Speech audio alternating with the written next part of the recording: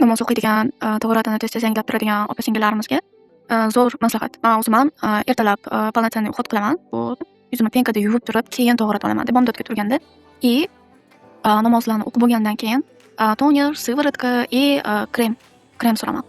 Buni o'zi peshingacha bemalol yuzingizga singiydi. Agar tahoratingiz buzilib qolsa, просто mana shunaqa toner.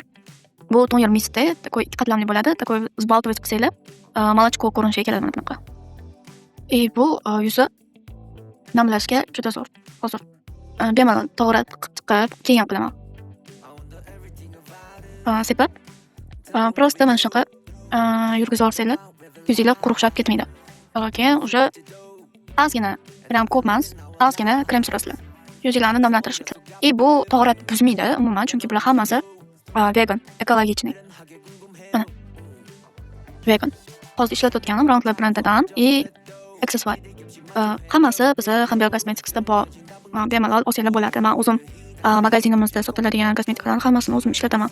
Chunki o'zim yaxshi ko'radigan, o'zim realni effekti borligini natija olishimda, misol uchun qaysidir muammoga, ulasheniyaga yoki pigmentga effekti borligini bilganim uchun olib kelganman.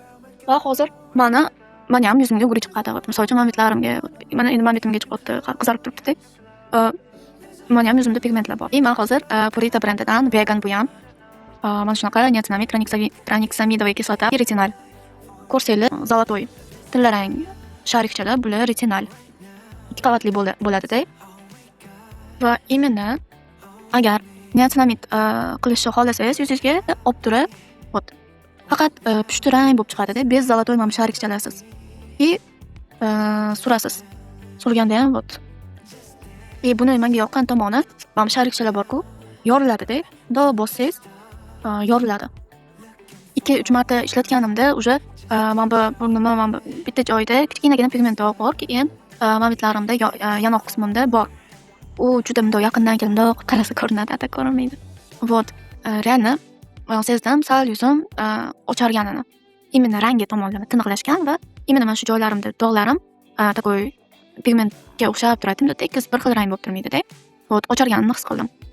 Aynan mana shu niacinamid va retinalli serumdan deb o'ylayman. Vaholanki, mana bu tonerni ham yuz relyefini tekislab, pigment dog'larini ochartirish xususiyati bor.